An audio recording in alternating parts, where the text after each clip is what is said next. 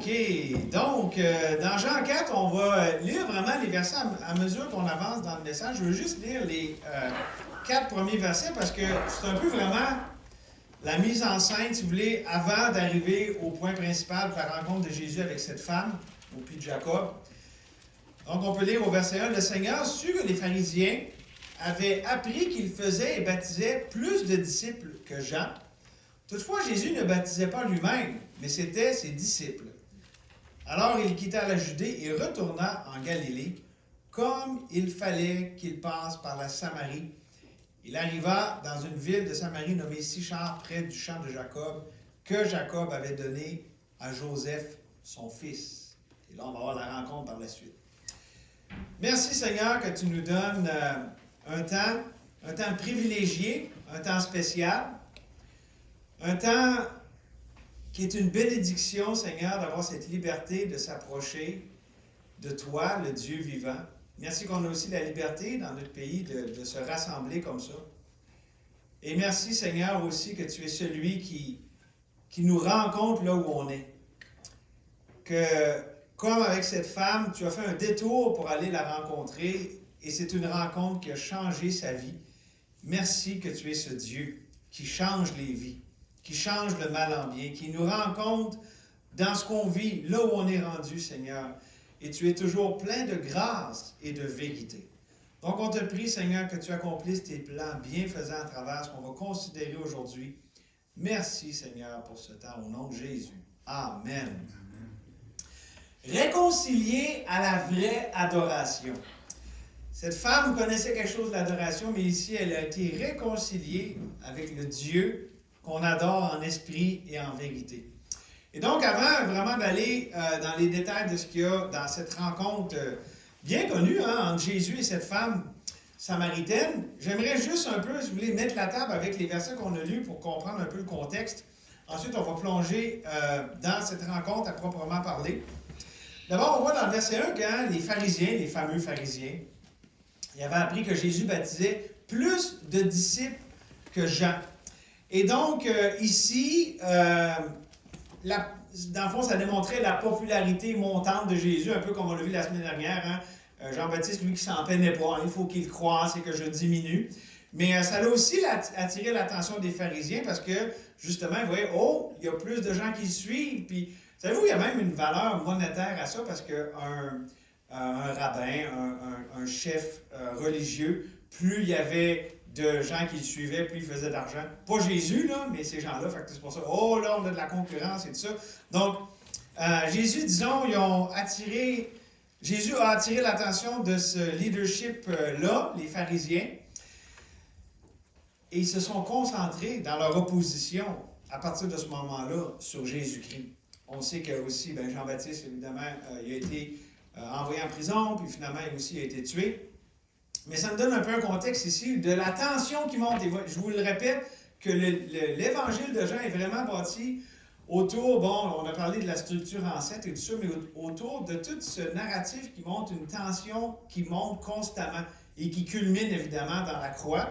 Mais on voit ça, puis là déjà, là on vient de monter d'un cran. Oh, les pharisiens ont l'attention sur Jésus, puis là, vraiment, on va voir que c'est une opposition qui va s'accentuer à partir, là, surtout, on va voir dans le chapitre 5, mais là, ça commence à aller dans cette direction-là. Dans le verset 2, ça dit que ce n'est pas Jésus lui-même qui baptisait, c'était ses disciples.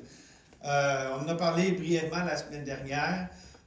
C'est bien simple, dans le fond, Jésus baptisait à travers ses représentants. Ça dit dans le chapitre 3 que Jésus baptisait, puis ici, ça dit que c'est ceux-là, c'est ses disciples qui baptisaient, ça va ensemble, ils baptisaient à travers ses représentants.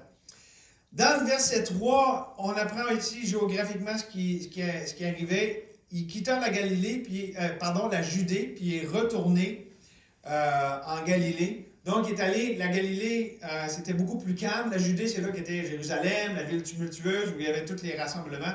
Et là, il s'en allait vers plus de calme. Et on apprend que au verset 4, il y a une expression ici qui est importante, comme il fallait qu'il passe par la Samarie.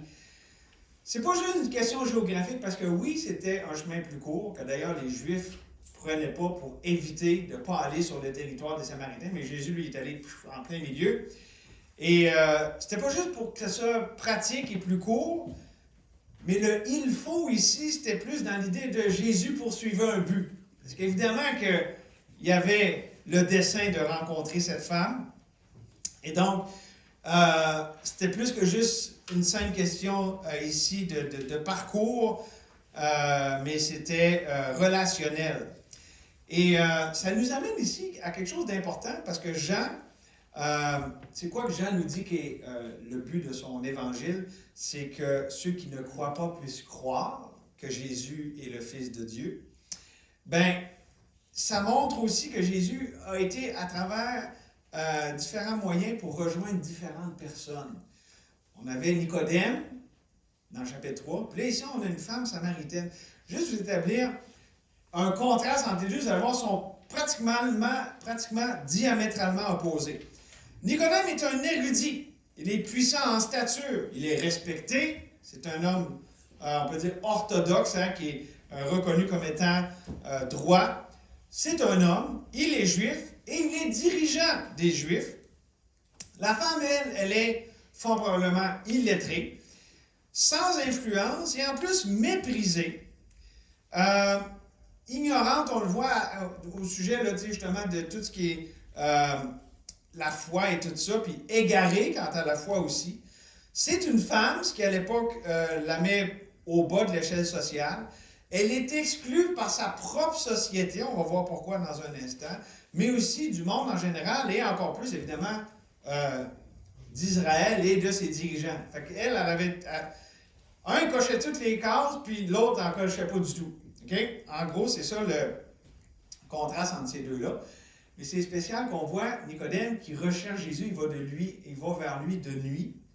Mais ici, c'est Jésus qui recherche cette femme. Fait que là aussi, on a un contraste même avec Jésus dans son approche auprès d'eux. Et j'aimerais qu'on considère ici 3 étapes pour conduire à celui qui réconcilie à la vraie adoration. Parce que Jésus ici s'est présenté à elle, puis il a fait ça en 3 étapes bien simples. On va décortiquer ça dans notre texte ce matin. D'abord, on le voit dans les versets 5 à 12, on le voit établir le contact. La première étape, c'est établir le contact. On voit au verset 5, « Il arriva dans une ville de Samarie nommée Sichar, près du champ de Jacob, que Jacob avait donné à Joseph, son fils. » Donc, il se rend là. Il va là où elle est. Il va où sont les pécheurs. Il se rend hors de la zone de confort parce que, je vous dis, les Juifs évitaient cet endroit. Ah, les Samaritains, on ne veut pas les voir et tout ça. Puis d'ailleurs, la fille le fait remarquer aussi, les Juifs n'ont pas de relation avec les Samaritains. Mais Jésus, lui, il y va, il se rend là de façon volontaire. Et pour nous, j'aimerais juste faire une application en partant ici. Est-ce qu'on accepte, est-ce qu'on recherche, est-ce qu'on se plonge les pieds dans le dérangement, voire l'irritation que les perdus peuvent nous causer parfois? Tu sais, les conversations dans la salle de break, les conversations entre des collègues, la famille, pas toujours agréable, c'est pas toujours très glorifiant et édifiant, n'est-ce pas? On ne voit pas nécessairement la bonté de Dieu dans tout ça. Souvent, c'est très bas étage, disons. Mais au-delà de la laideur de ça et de l'offense même que ça peut nous causer, est-ce qu'on est ému de compassion comme Jésus? Est-ce qu'on le fait parce qu'on voit la situation spirituelle de ces gens-là, qu'on a une compassion qui nous fait voir que ça ne dérange pas si on souffre tant que c'est pour leur bien? C'est ça la mission de Jésus d'ailleurs. Jésus est venu, en souffrant pour le bien et le péché des autres. Les outrages tombaient sur lui alors qu'il n'avait rien fait de mal. Et donc, on voit déjà ce pattern-là. Et là, on avance, on voit dans le verset suivant, verset 6, là se trouvait le puits de Jacob. Jésus, fatigué du voyage, était assis sur le bord du puits. C'était environ la 6e heure. D'abord, le puits de Jacob, on voit dans Genèse, il y a plusieurs puits que Jacob avait creusés. Puis il y a toute une histoire avec ça, parce que là, avec la jalousie, les serviteurs d'Abimelech, ils les avaient remplis, ils avaient bouché. Mais là, bon, c'est ça. On voit ça dans la Genèse, comment il y avait différents puits. Et là, eux autres, les Samaritains, se rassemblaient à celui-là pour aller chercher leur eau. Hein, c'est vital. Ça dit la 6e heure, ça, c'est midi. Significatif, on va voir ça dans un instant. Puis là, ben, on voit aussi l'humanité de Jésus, il était fatigué. Okay? Jésus est 100% Dieu, 100% homme. Il était sujet aux limitations humaines. Il était fatigué, puis il avait soif. Okay? Donc oui, Dieu fait homme, mais homme dans son humanité, ici on le voit, dans sa limitation. Et là, verset 7, ça nous dit, « Une femme de Samarie vint puiser de l'eau. Jésus lui dit, « Donne-moi à boire. » Cette femme, elle est seule. Et le fait qu'elle soit seule, c'est anormal. Parce que les femmes, d'habitude, allaient ensemble. Ça faisait partie aussi, bon, du cercle social. Elles allaient ensemble le matin, avant la chaleur du jour, allaient pour aller puiser l'eau. Okay? C'était très logique. Okay? Pourquoi aller en plein midi quand il fait chaud? Quand on peut y aller tôt le matin, puis en plus, ça l'aide avec tout ce qu'on fait dans une journée, avoir l'eau déjà. Okay? Mais elle, on voit que déjà, elle est exclue de par le fait qu'elle est seule et à midi. Okay? Elle vient quand les femmes sont déjà allées. Puis là,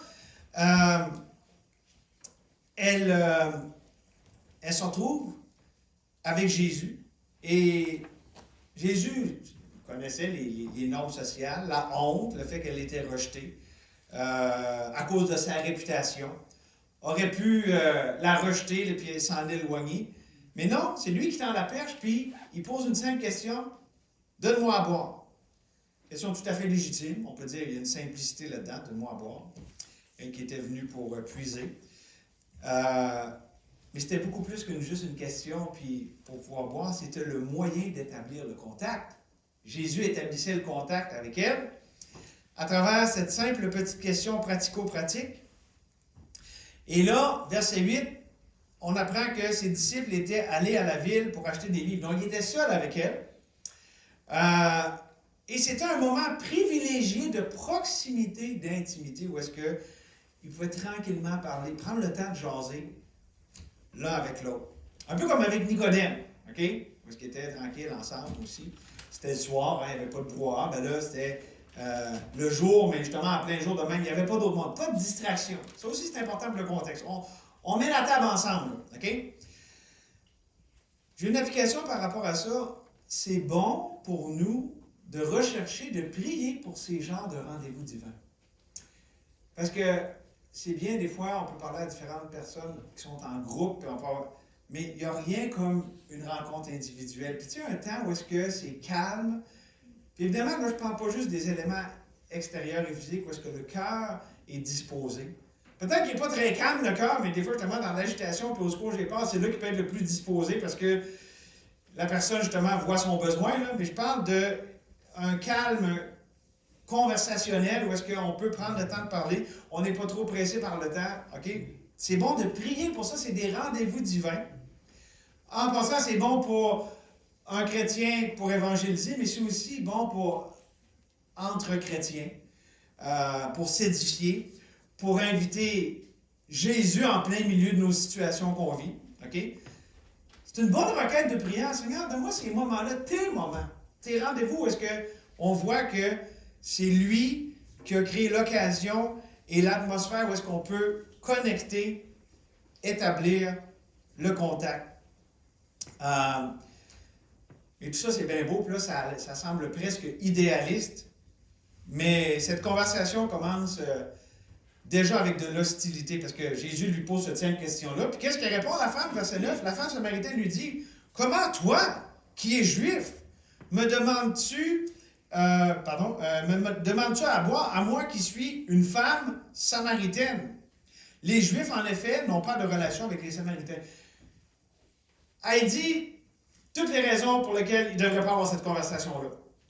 Voyons, moi, je suis une femme samaritaine, puis les Juifs, là, ils n'ont pas de relation avec les Samaritains. Fait que, elle, le fait qu'elle soit une femme, si dans le Moyen-Orient, ça ne se fait pas pour un homme d'adresser la parole à une femme en public.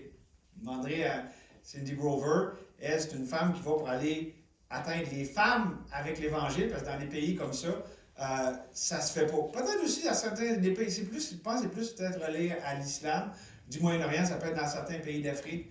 ou peut-être même d'Asie, qui sont musulmans.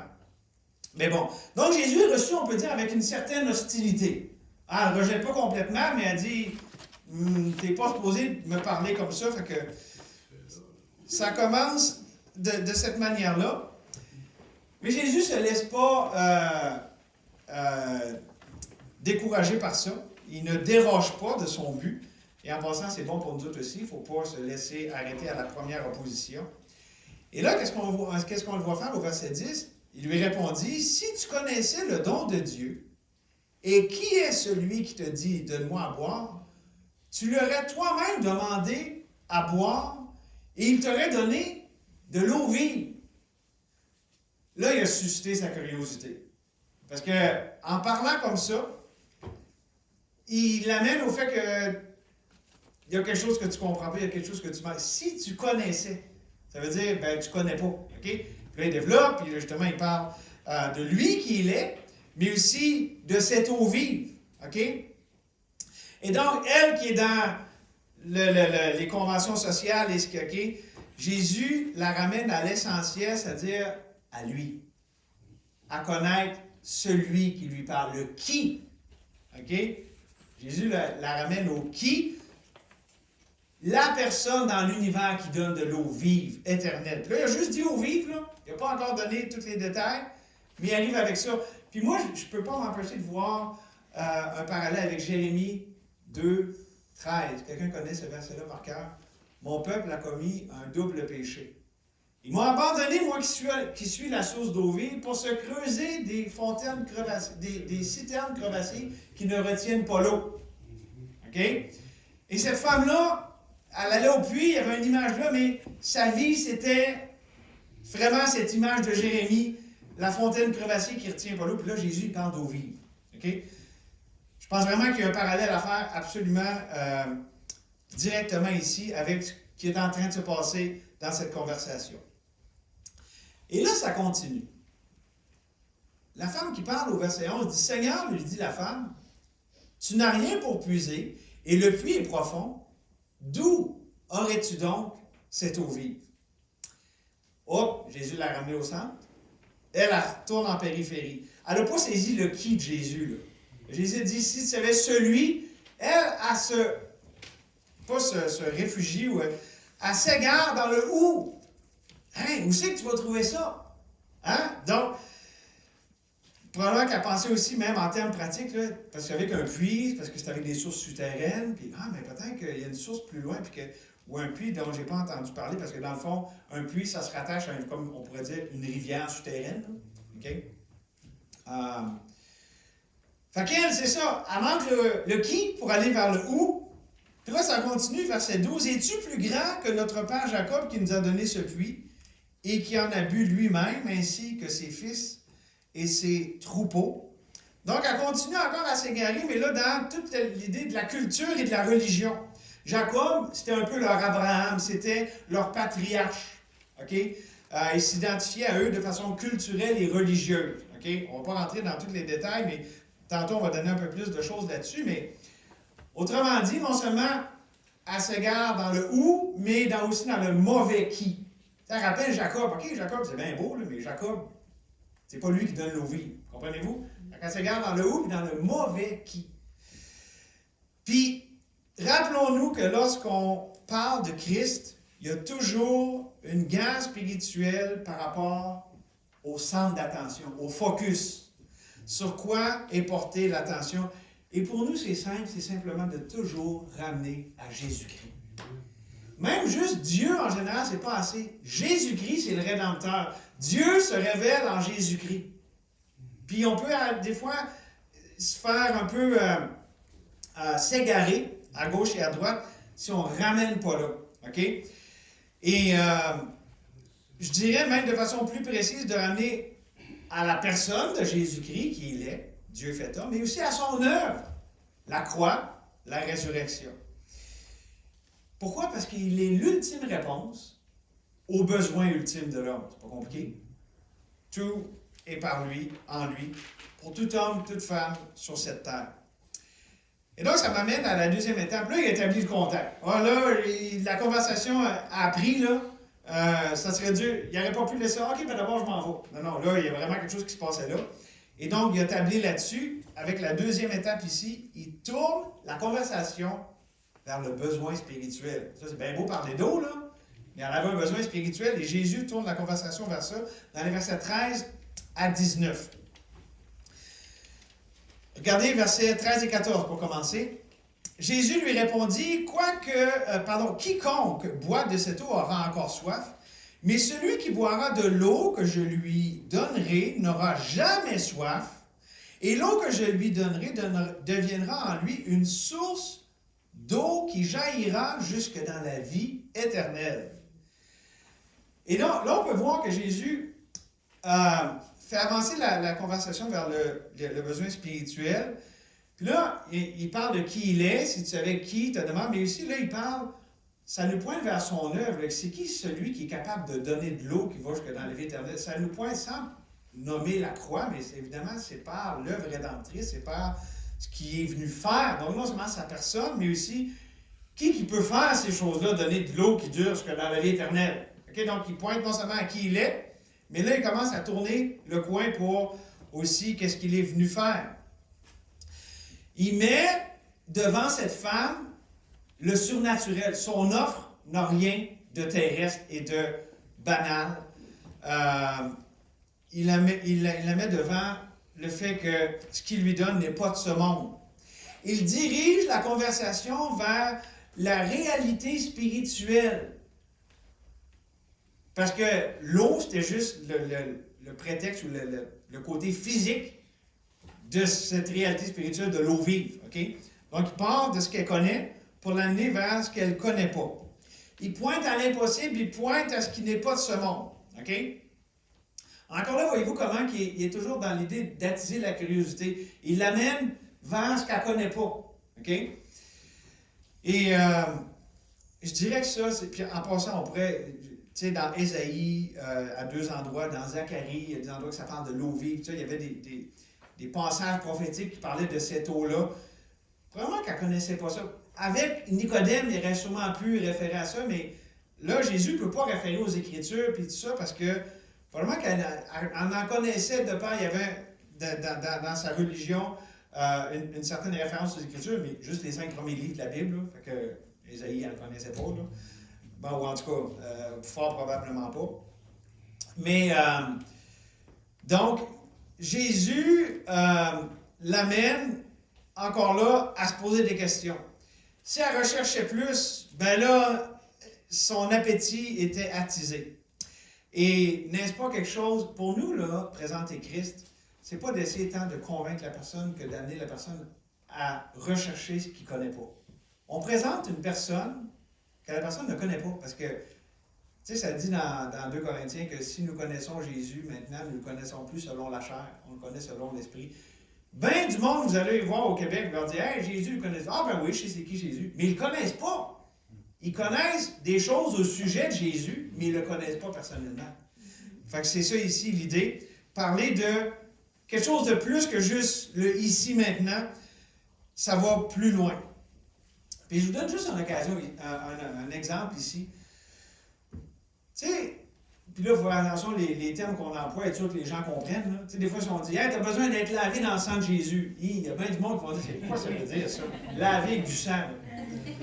Mais si on parle de plein pardon, d'être pardonné pleinement pour nos péchés, puis là, encore là, on vient de dire le mot péché, pour nos fautes, nos erreurs, passées, présentes et à venir, hop, là, ça peut susciter, ah ouais, être complètement pardonné.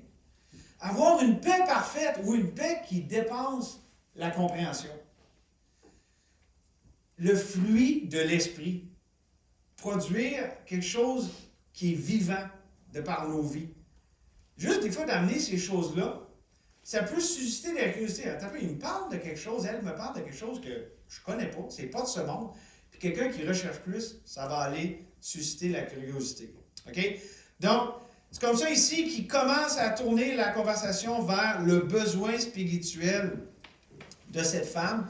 Et regardez ce qu'elle répond au verset 15. La femme lui dit, « Seigneur, donne-moi cette eau avant que je n'ai plus soif et que je ne vienne plus puiser ici. Bon, enfin, j'aurais plus la honte d'être la seule qui vient comme ça. Puis, voyez-vous comment, encore une fois, là, elle bifurque. Déjà, elle avait bifurqué avant, mais ici encore, elle bifurque, parce que là, elle est dans l'eau physique. Là. Jésus l'amenait vers le spirituel, vers l'éternel, mais elle retourne à un puits avec de l'eau qu'elle aurait juste à boire une fois, puis elle n'a plus besoin après. Dans le fond, elle remet de l'avant ce vers quoi Jésus veut s'éloigner. OK? Elle remet le physique, alors que Jésus veut l'amener dans le spirituel. Jésus veut l'amener ailleurs, veut l'amener vers ce qu'elle ne connaît pas. Et ça, c'est très typique, écoutez bien, quand on partage l'Évangile avec quelqu'un qui ne connaît pas le Seigneur, mais aussi, mes chers frères et sœurs, avec un chrétien. Des fois, on peut parler des choses spirituelles, puis là, pouf, on en repart, puis dans le physique, puis dans les choses d'ici-bas. On peut facilement s'égarer en gardant les yeux sur ce qui est ici-bas, alors que la réalité de la vie chrétienne, c'est spirituel. La Bible nous dit qu'on est assis dans les lieux célestes en Jésus-Christ. La Bible nous dit que notre vie, elle est cachée en Jésus-Christ. Qu'on ne lutte pas contre la chair et le sang, mais contre les principautés et tous les éléments de la guerre spirituelle dans les lieux célestes. Puis là, comprenez bien, là, je ne suis pas en train de dire « Hey, tu n'as pas le droit de parler d'autre chose que juste les choses spirituelles quand tu es avec un chrétien puis une chrétienne. » Puis on ne fait pas la police du langage, là, vous comprenez? Mais c'est plus une question de but ou de focus. Est-ce que j'ai l'intention, le but, est-ce que mon attention est vers les choses spirituelles? Parce que c'est ça vraiment, tu sais, pensez-y, là. Il y a juste avec un chrétien, une chrétienne, qu'on peut parler de ces choses-là puis vraiment se comprendre. Parce qu'on est dans cette réalité, on est en Jésus, puis quand on parle de ça, ça résonne puis on se comprend.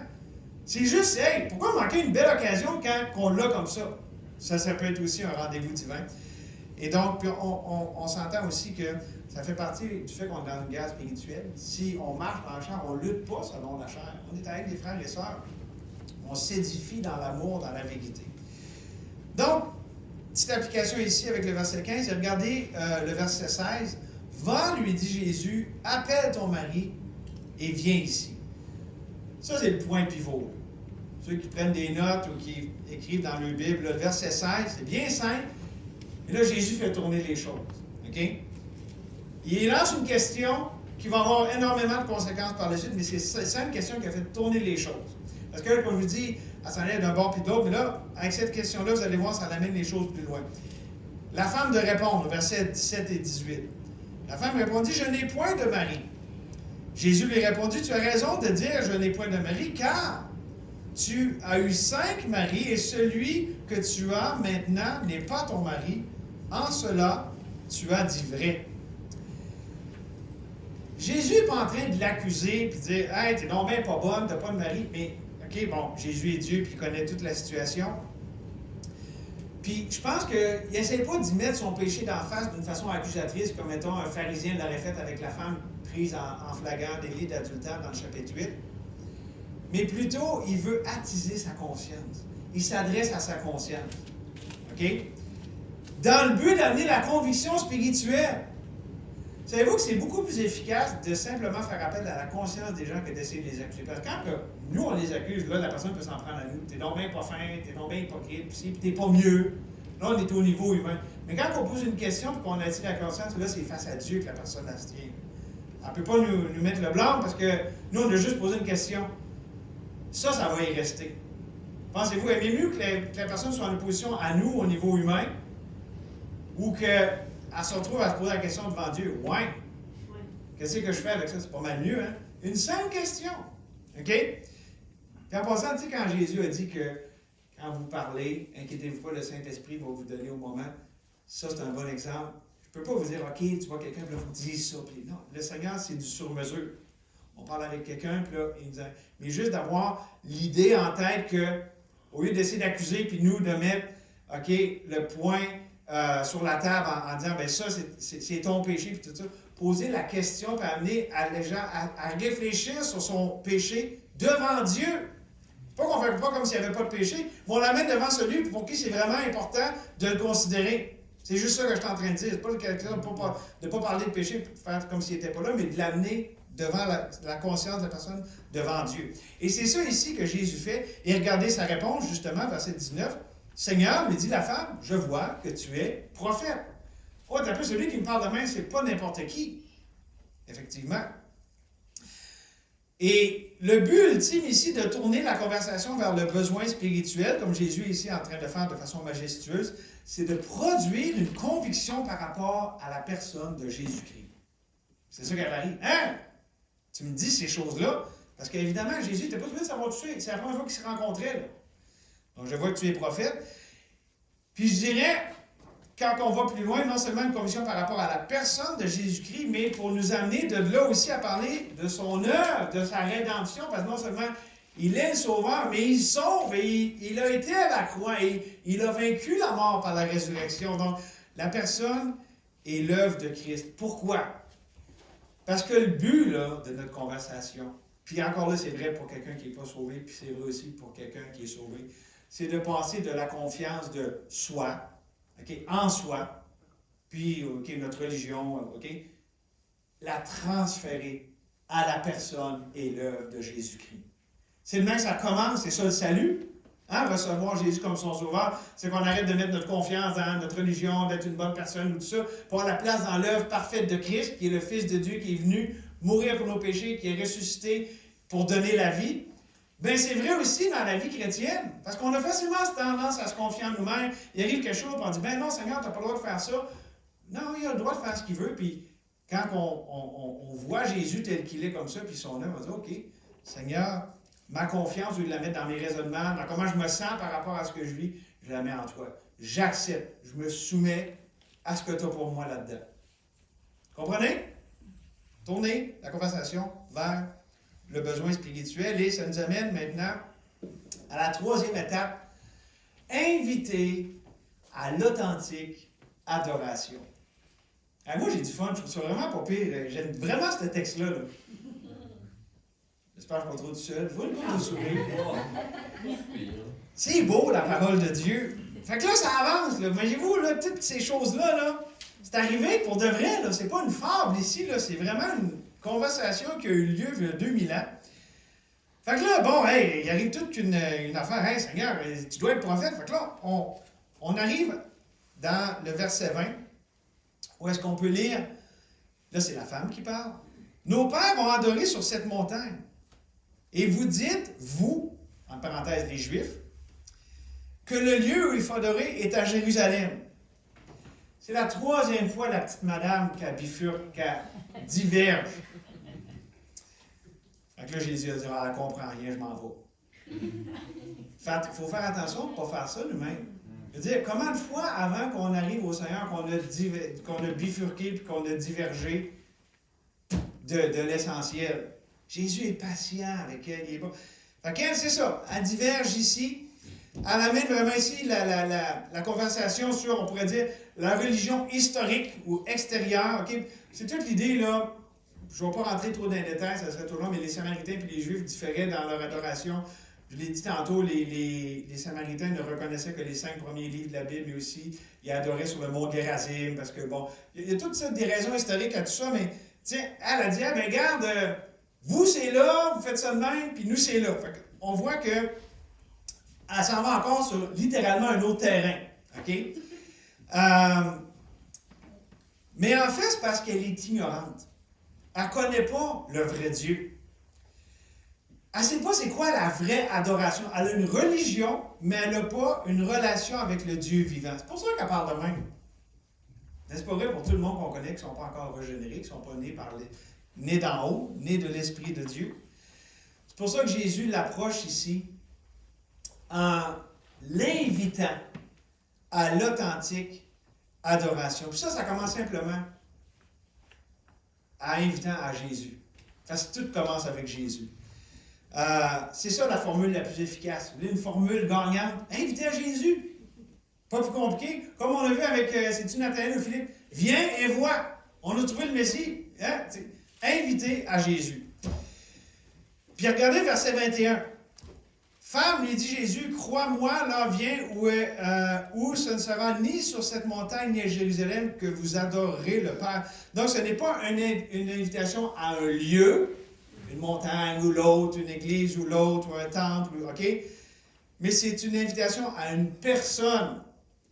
Donc, ce n'est pas externaliste, c'est relationnel. Okay? Ce n'est pas une place, puis tout ça, OK? C'est une relation avec une personne, avec Dieu. Verset 22. Vous, ici, Jésus, en tant que Juif, parle aux Samaritains, comme à elle en tant que Samaritaine. Vous adorez ce que vous ne connaissez pas. Nous, les Juifs, nous adorons ce que nous connaissons, car le salut vient des Juifs. C'est pas une invitation à l'ignorance, à juste adorer n'importe comment sans qu'on sache c'est quoi. Non, c'est une invitation à une connaissance relationnelle, à une relation qui éclaire l'intelligence, la volonté, les sentiments. C'est global. Puis lorsqu'il dit ici, le salut vient des Juifs, ben, quand on voit le contexte, c'est que la Bible nous dit que, peut-être je vais vous lire Romains 3.1, quel est donc l'avantage des Juifs et quelle est l'utilité de la circoncision?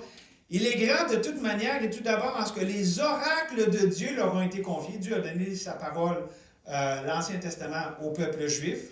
Puis on lit aussi dans Romains 9, à partir du verset 3, « Car je voudrais moi-même être anathème et séparé de Christ pour mes frères, mes parents selon la chair, qui sont les Israélites, à qui appartiennent l'adoption, la gloire, les alliances, la loi, le culte, les promesses et les patriarches, de qui est issu selon la chair le Christ, qui est au-dessus de toutes choses, Dieu béni éternellement. Amen. » Ça, c'est un autre doxologie. Dieu béni éternellement. Amen. Le Rédempteur, Jésus, est juif. Il est issu des Juifs, selon la promesse qui avait été donnée aux Juifs. Okay? C'est ça l'idée de le salut vient des Juifs. C'est pas que c'est les seuls qui peuvent être sauvés, c'est que Dieu, dans son dessein, a désigné ce peuple-là par lequel allait venir le Rédempteur. Et toute l'histoire de la rédemption se passe à travers ce peuple-là issu d'Abraham. Quand on dit Israël, ben, c'est un autre des patriarches, c'est Jacob, mais Dieu l'a renommé Israël. Et donc, ça c'est à comprendre ici. Puis, quand Jésus dit aussi adorer ce que nous connaissons, ben c'est l'idée, c'est ça, on connaît le Rédempteur parce que Dieu nous a donné. Tu sais, leur adoration n'était pas basée dans des traditions humaines, dans l'imaginaire humain, mais dans les promesses de Dieu. Ils connaissaient, ils parlaient en connaissance de cause quand ils parlaient d'adorer Dieu parce que Dieu s'était révélé à eux. OK? Tout le monde a compris ici? Good. Ça nous amène au point crucial ici, tellement important, de ce que Dieu recherche. Versets 23 et 24. Donc Jésus encore qui parle à cette femme, il dit, « Mais l'heure vient, et elle est déjà venue, où les vrais adorateurs adoreront le Père en esprit et en vérité. Ce sont là les adorateurs que le Père demande.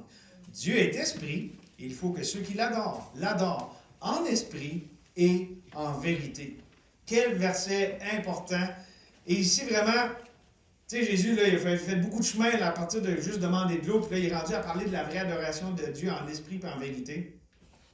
Et ça nous dit ici que c'est ce que Dieu recherche. Ou on peut dire, Dieu recherche ceux qui le recherchent. Lui. La rédemption, elle est personnelle. La rédemption, elle est relationnelle. Qui le recherche, lui, puis aussi ses promesses, parce que Dieu n'a pas juste dit ça comme ça, ah, ben je suis Dieu, puis essayez de me trouver. Non, il a donné plein de promesses par lesquelles on peut le connaître. Dieu s'est révélé.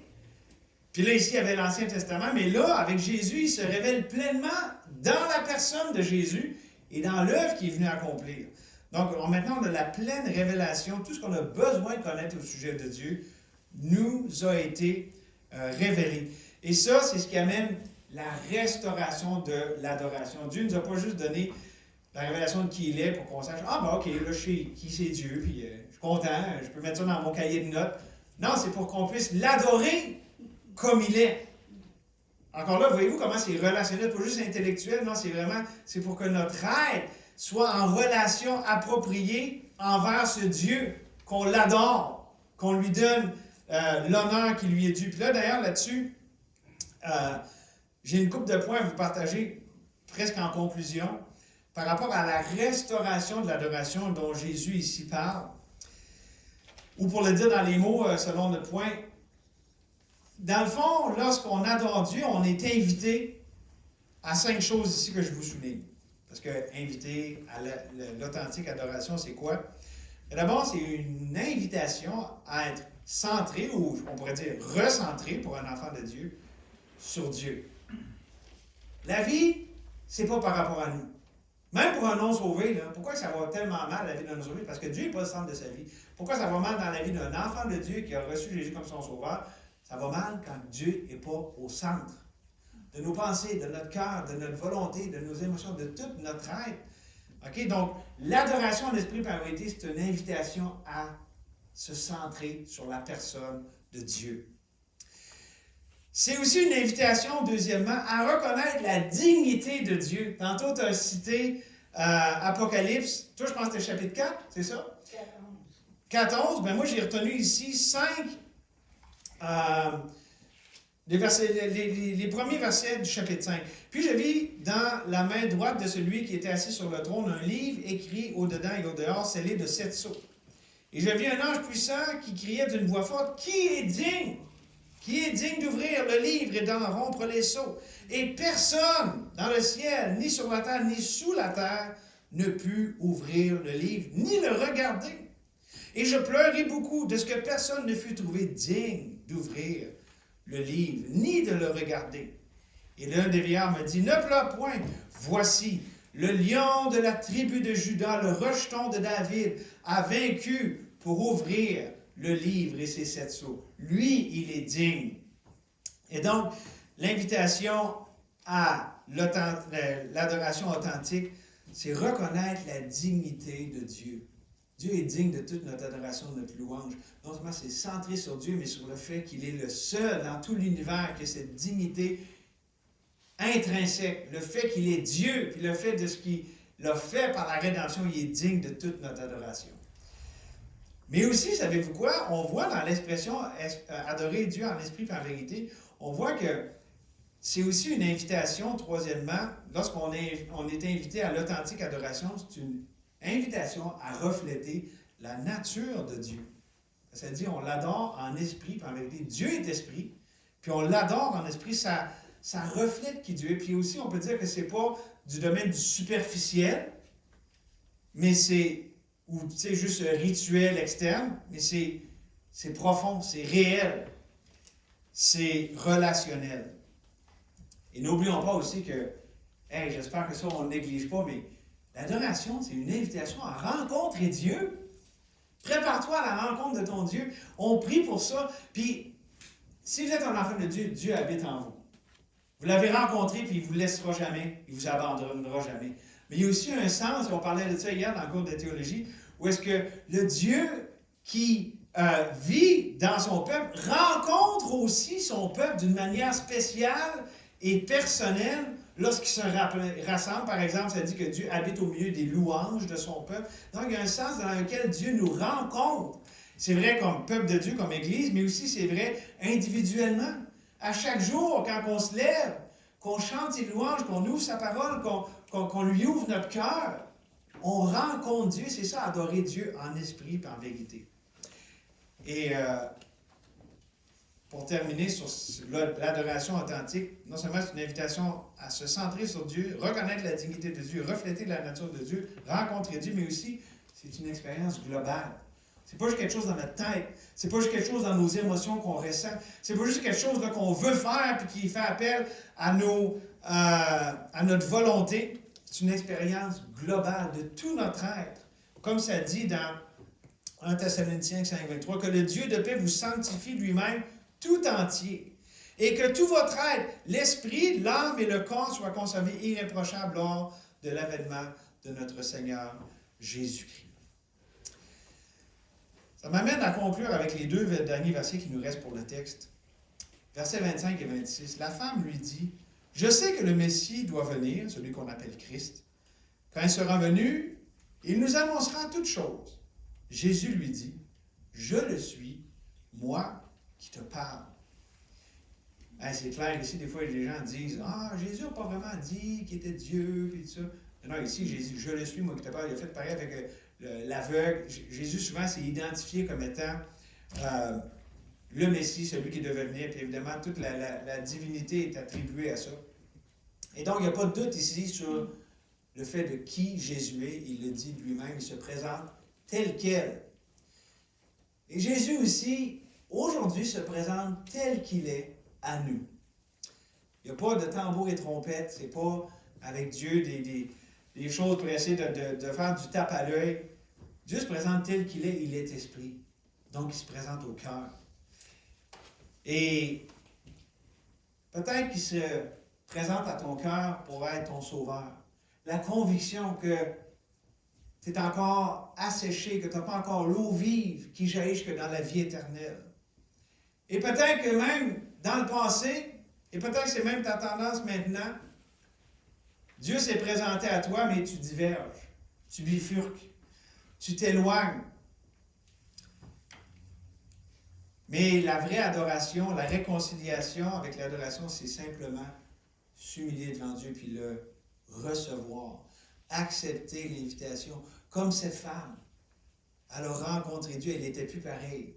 Au point que les gens qui la voyaient et qui l'entendaient ont été touchés par ce qu'elle leur partageait sur cette rencontre qui a absolument tout changé sa vie. Et Dieu nous appelle à lui ce matin.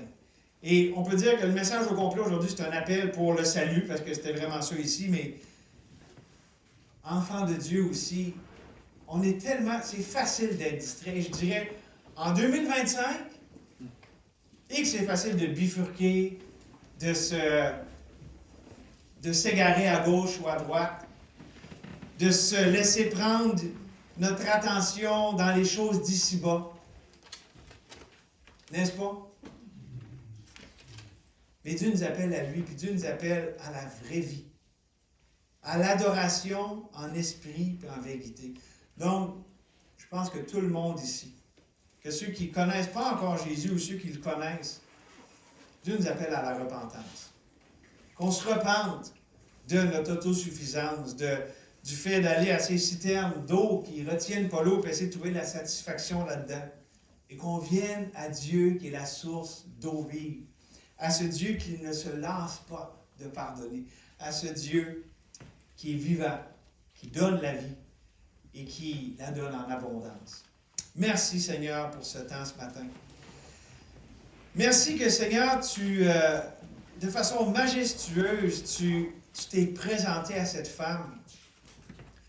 Et malgré le fait qu'elle avait une certaine confusion, elle avait aussi une réticence, Seigneur, elle a fini par te reconnaître pour qui tu es vraiment. Et c'est ma prière, Seigneur, s'il y en a qui ne te connaissent pas encore, réellement, en esprit et en vérité, qu'aujourd'hui soit le jour de leur salut. Et je te prie aussi, Seigneur, pour nous, tes enfants. Il y a un cantique qui dit « T'aimer Jésus, te connaître ». Et il y a différents cantiques qui viennent dans mon cœur en ce moment par rapport à cette joie de te connaître, de te découvrir. Rien dans ce monde ne peut égaler ça. Donc, Seigneur, moi le premier, Seigneur, je veux délaisser cette tendance sournoise et si facile à m'attacher aux choses d'ici-bas.